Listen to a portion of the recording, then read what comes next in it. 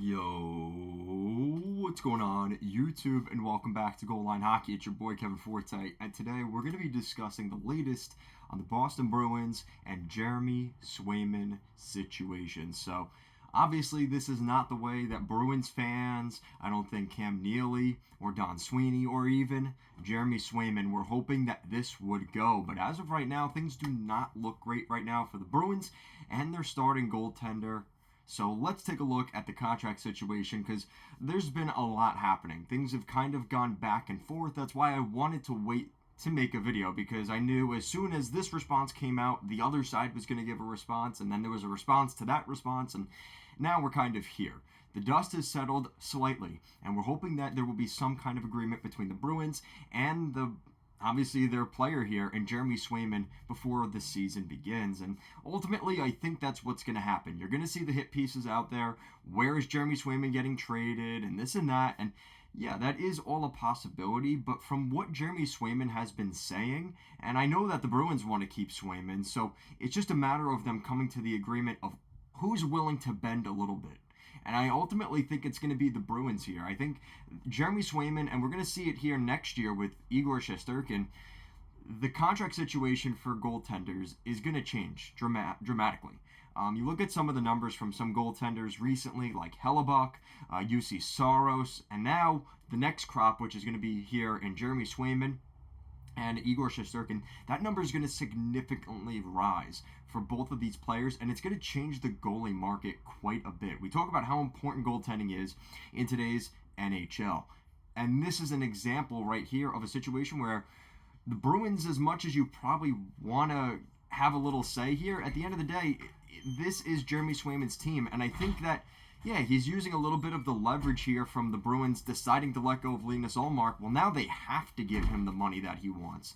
This is one of those situations where for the Bruins, it is what it is. And you know, looking back, they probably wish they could have kept Linus Ullmark before they got this deal done. And then once the deal gets done, well, then you sign Swayman first, then you trade Linus Ullmark. But I think the Bruins kind of had it in their idea that this wasn't going to be an issue, and Swayman was going to just sign, and it wasn't going to be an issue. Well, now they don't have the leverage to go back to Swayman and say, hey, listen, we got another goalie here who can play and is a great goaltender. We're going to keep him instead. That's no longer an option.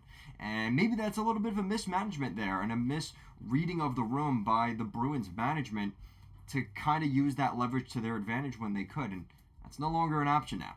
So it could be a situation here where the Bruins go from two really good, borderline, I would say, elite starting goaltenders to none. And that would be a really bad situation for the Bruins. I know a lot of teams around that Atlantic Division are hoping that this situation escalates to the point where there's a trade, or the Bruins are really in a situation here where they're in a bind with Swayman. Any kind of distraction to start the season to maybe allow one of those teams to make the playoffs. And that's another angle to look at this is outside of Boston right now, other teams are looking around and saying, hey, listen, looking at the way the standings could project, kind of going into this year, well, maybe instead of the Bruins being a 100-point or 104-point team, maybe without Swayman or Swayman coming in November, that could be enough time for us to get that same number, around 100, 104 points, and the Bruins get 98 points. Well, now we make the playoffs, and the Bruins don't. So this is something that the Bruins really have to address as soon as possible. I know that's what they're trying to do. They're trying to hammer out a deal. But the problem is, I look at it this way, like, for the Bruins, like, was it worth it? You look at where the money is going to end up going here, it's going to be around the number that Swayman wants anyway. He ultimately has the leverage here. And the thing is, if the number was going to be around this number anyway, was it really worth the Bruins tarnishing their relationship with Swayman? The other day Swayman came out, said he took it personal. The fact that he can't perform in the playoffs, the Bruins kind of going into arbitration and saying that, and that was something that did not sit well with Jeremy Swayman. And it's probably partially true, but I think there was other factors other than Jeremy Swayman behind the Bruins, I guess, a lack of success in the playoffs those seasons. So it's one of those things where I think you've tarnished the relationship with your player. Now, whatever number Swayman is going to get, there's going to be a ton of pressure on him from the Bruins fan base because they're like, well, listen, listen, buddy, you wanted that number. Now you have to perform at what that number is going to cost. And that's now tarnishing not only the relationship with Swayman and the team, but now it's tarnishing the fans' reputation and kind of their thoughts on Jeremy Swayman. I just don't see how this is a win for anybody here. So for the Bruins, I think it's it's going to be somewhere around 8 to 8.5 probably. And I think that the Bruins are just going to have to eat it on this one. And, again, for that extra dollar and cent, I understand in a salary cap world where the Bruins are trying to compete. They had a big summer this year, bringing in guys like Zadorov and Lindholm and things like that. It kind of makes you look back and say the Bruins probably should have got Jeremy Swayman done first. That's how I keep looking at this situation. I think the Bruins kind of mismanaged Swayman on this one. And I think some of you may disagree with me on that, but I think for the most part, I think Bruins fans would say our probably biggest priority here, the second Linus Ullmark left the building to go to Ottawa, should have been we need Swayman signed now and to get this done with. Because now you run into this situation where here we are in training camp, in preseason, and now coming up on the start of the regular season, and there still is not a contract done. So I'm hoping by the time this video goes up, maybe Swayman ends up signing. Let me know what you guys think down below. What do you think ultimately is going to happen with Jeremy Swayman and the Boston Bruins? Because this is a very fluent situation. It seems like every day there's some kind of, either pushback from, Neely and Sweeney's camp or Jeremy Swayman and his agent. And it seems like it's been a back and forth between the two. The other day we saw Jeremy Swayman by himself without his agent talking to Neely and Sweeney.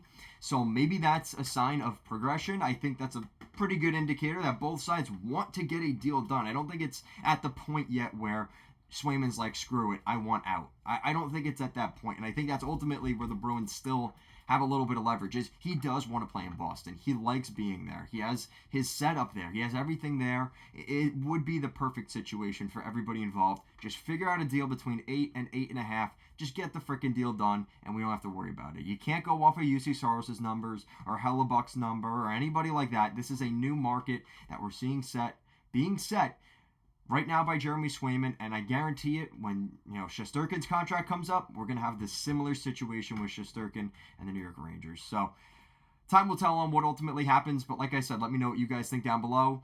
Make sure to like, comment, share, and subscribe to the channel as always, guys. I really appreciate the support. The season is now upon us, and we're coming into the season with a bang here with a story like Jeremy Swayman, and it's going to be an exciting season. I'll be starting to do live streams this week once the regular season gets going. Stay tuned to the channel. Make sure you're in our community. And by subscribing to the channel, you'll ultimately get notifications about our community tab. I'll be posting, polls, when we'll be doing live streams. All of that information is going to be in there. So thank you again, guys, and I'll talk to you again soon. Peace out, guys.